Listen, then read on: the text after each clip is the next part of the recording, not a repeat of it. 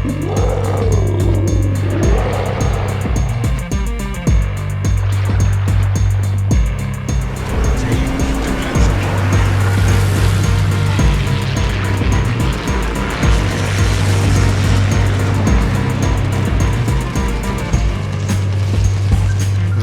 is the Gremyashchy, a Tier 4 premium destroyer. It's available along with all of the other early access destroyers in the Soviet big destroyer crates. The Gremyashchy is the lowest percentage drop rate of any item in those crates. I was lucky enough to get the ship in a crate, so let's go ahead and set it up along with the commander, Anton Gurin. I have him ranked up to 14. And his base trait is Stabber, enhances the armor-piercing capabilities of your destroyer shells.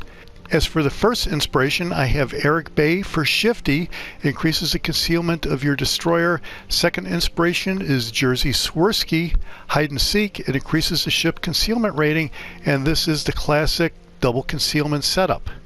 As for the skills, I have Contact is Eminent, which increases the travel speed of your torpedoes. The second skill is Look at Me Now, which increases the ship concealment rating. And if you look over to the left there, you see that the circle is completely filled.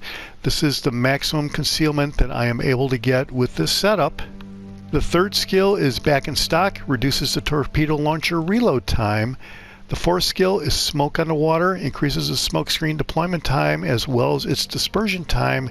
And for the legendary skill, I have Unstoppable. It reduces the engine repair time and gains reduced mobility with a disabled engine and or rudder. The range to an enemy ship to activate the effect is 4.5 kilometers. When you upgrade to legendary rank 3, that increases to 6 kilometers. And without this skill, you would be dead in the water if your engine got knocked out. So let's go ahead and look at the upgrades. There was only one upgrade here, and it is Aiming Systems Mod 1. Nothing thrilling to look at there. Let's look at the loadout. And the ammunition is a normal high explosive shells, armor piercing shells, and torpedoes, which we'll go over in a little bit in the stats. As for the consumables, we have the damage control party consumable. We have the smoke generator. The consumable duration is 20.8 seconds, which is how long it takes the smoke screen to deploy. Once it's deployed, the smoke screen disperses after 80 seconds, so you can stay in the smoke for 80 seconds. Reload time is 4 minutes. As for the third consumable, we have engine boost. Maximum speed increases by 8%. Consumable duration is 2 minutes. Reload time is 3 minutes, and the number of consumables is 2. I'm not running any boosters right here. I might set a booster up before the battle though. As for the camouflage, the ship comes with a premium permanent camouflage type 9, and sea detectability and incoming fire dispersion is maxed out at 4.5% respectively. Let's look at the stats. Survivability is 13,100. Armor is 10 to 19 millimeter, which is very thin. As for the artillery, firing range is 10.2 kilometers. There are 4 guns. Reload time is 5.3 seconds, which is okay. As for shell damage, it's all right around 2,000, 1,900 for the HE shells at a 9% chance of setting fire, so this might compound kind of quickly at a 5-second reload. AP shell damage is 2,500. As for the torpedoes, there are 2 launchers with 3 torpedoes each. Reload time is 64.9 seconds. Maximum damage is 14,400. Torpedo range is 8 kilometers. Torpedo speed is kind of slow at 59 knots. Here are your AA defensive numbers. Maneuverability, 37 knots. Which is pretty good actually. Rudder shift time, 2.7 seconds, is getting down to something that is really good. Concealment is 5.3 kilometers. You see its rating is 99. That is great. As for the armor, you can see it is very thin, and suffice it to say, you don't want to get hit. Let's look at the overview. It is fast. Above average maximum movement speed, that is great. Superior armor piercing penetration. Above average armor piercing shell penetration, and I'm going to have to remember to use the AP shells. That is something I normally don't do in a destroyer, so this is going to be a challenge. I think in the match you're going to see I stick with HE, but in the future I am going to want to look at armor piercing. Sluggish aim, below average main battery traverse speed, the slow quarters combat is problematic. The Gremyashchy was generally successful and combined a high-speed, reasonably good torpedo armament and very powerful artillery. The destroyer's main guns were superior in firepower and range to most foreign counterparts. Weak AA defenses were a significant drawback of her design. Entered service in 1939, and there were 35 ships in the series. I have kind of done some research to figure out how to pronounce the ship, and Gremyashchy is about as close as I could get. I use a Bing translator, which has an option to pronounce the name for you, so that's where I got that from. Okay, well that's it for the setup of the ship and the commander. Let's go out in a standard battle and see if we can get some highlights. Alright, we're in standard, we're in ring, and we're just going to go ahead and start capturing. I'm going to go up to D. I'm so excited to use the ship, I don't even check the map, the mini map to look at the teams. Generally I do that to try to see if I can spot any radar cruisers that might be out there, because they will definitely mess you up as a destroyer. And here with tier 4 ships, I don't really think that's so much of a problem. So I'm just going to go ahead and go up to D here and try to capture it.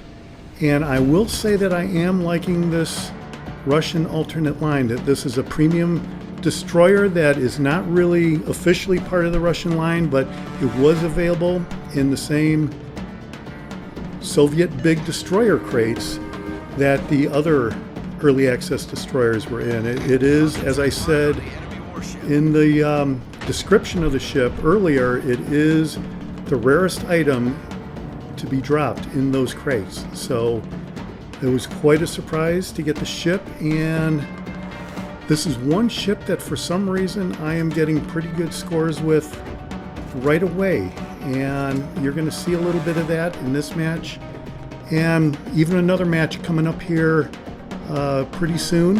After this, actually, I did get another match with even more damage, and that's probably going to be a video called Battle Tested.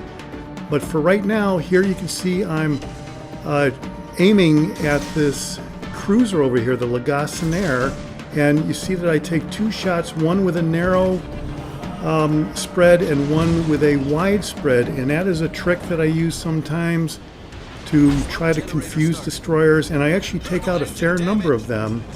And cruisers are notorious for being very difficult to torpedo, and you're going to see here that that trick ends up getting the Lagassenaire, and you got to watch out for this. If you're in a cruiser, I'm not sure how many people do it, but if you're not doing it as a destroyer player, I think you should. I use it a lot, and you can see that it got me the first blood medal.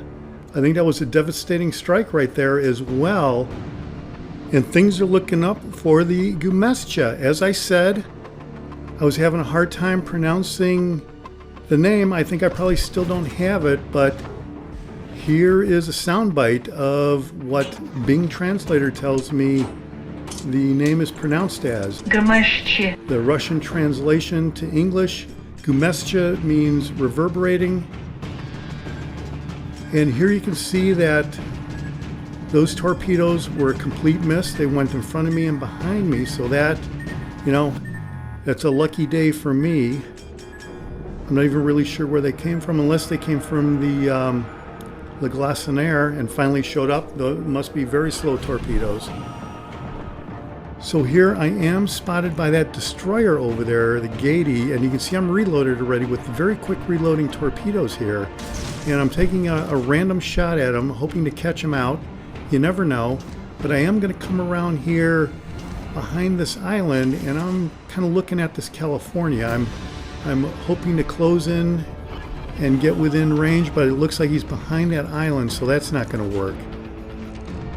So So I do see that there's a battleship over here. The Congo, 4.5 kilometers away. The Monticelli is over there. And here you can see that I did get that destroyer on that random shot. So let that be a lesson to take random shots, because you just never know.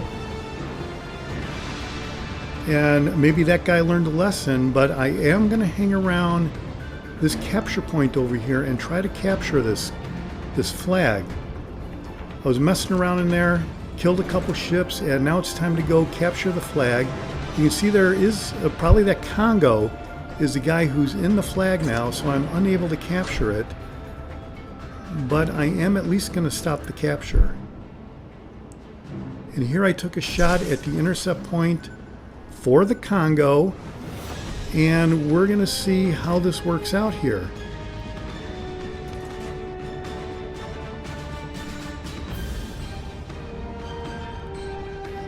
As he's closing up, you can see that I am within range. 4.3 kilometers is within my detectability range. My smoke is still on a cooldown, but I am going to take some more shots at this guy, and hopefully he's going to be focused on hitting me and not even be aware of these torpedoes. These torpedoes are pretty fast, and they do catch him for 2 more hits, so that is awesome.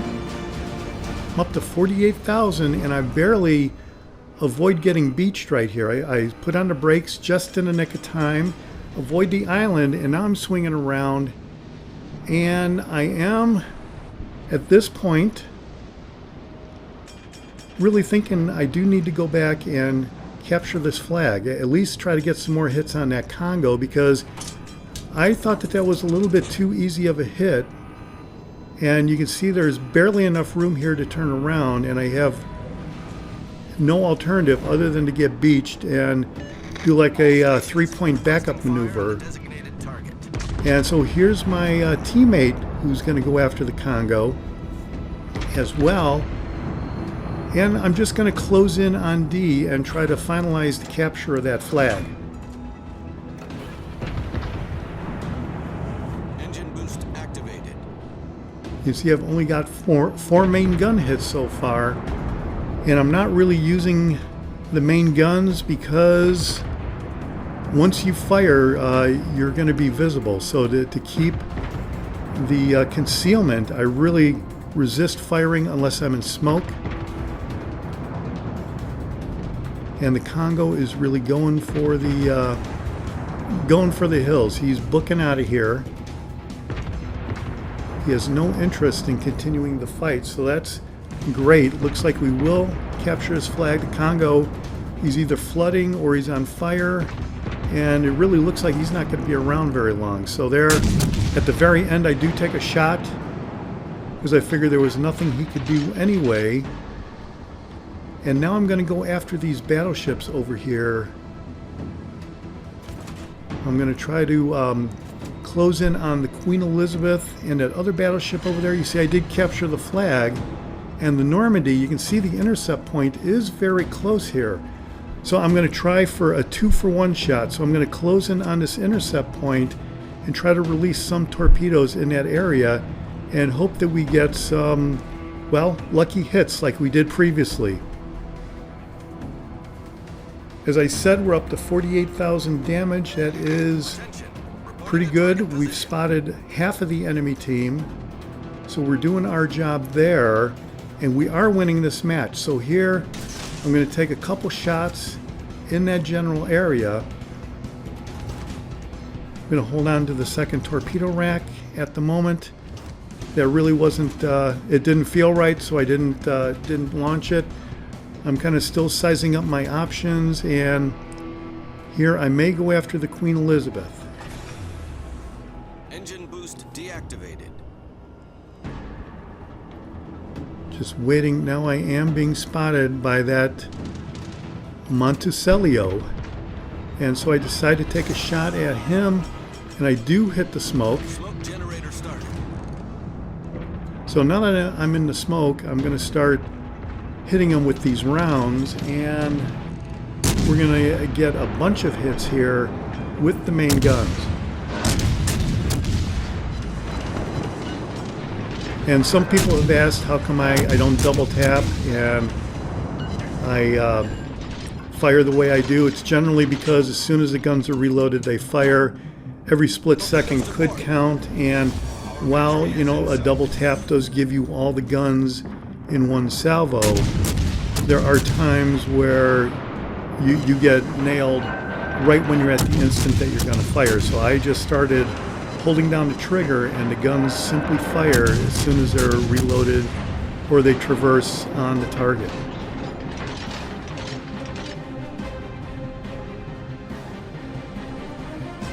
So the ship disappeared in the smoke. I believe it's probably a smoke-generating cruiser. It has to be. There are no destroyers in the game for red, so it has to be smoke-generating destroyer or cruiser. For all I know, it's a Italian cruiser, which I have, but I haven't played much. I am working on acquiring all of the Italian cruisers, and at a later time I was going to do videos on all of them. I don't really have much experience with cruisers, especially the Italian cruisers, so it will be an interesting experience, I think. So here I do take a shot at the Queen Elizabeth. It doesn't really seem to be moving around, and a lot of times I wait to see if they're changing course a lot. You know, zigzagging, as in real life, really messes you up when you have torpedoes in this game. So if you want to avoid a destroyer, the best thing to do is either move completely away from them to make the torpedo intercept point difficult, or zigzag so that they can't get a good bead on your intercept location. And it looks like the Queen Elizabeth was just too fast over here, and I'm going to come around at full speed and try to get another shot at them. And here you see, because the intercept point was moving toward the Queen Elizabeth, I didn't fire on the exact intercept point. I fired a little bit to the left over there, so hopefully, you know, that will compensate and we will get a hit. Alright, so, well, no, we didn't get a hit. The match is over with after that cruiser got destroyed, and it was a very successful match with the Gremyashchy. Here you can see I've reached several milestones. Very good. 234,000 credits, 56,000 damage, 15 main gun hits, 5 torpedo hits, 2 destroyed ships, a couple of medals. First place overall in the match itself on the winning team, so that is awesome. They made 217,000 credits when it was all said and done. And overall, I'm really enjoying these new Soviet destroyers. The long-range torpedoes and somewhat higher speed make all the difference in the world as far as I'm concerned, and I'm going to be looking forward to a lot of matches with these ships, hopefully with good results. This is the Jaguar, and I'll see you on the high seas. Thanks for watching. Hit subscribe if you like it.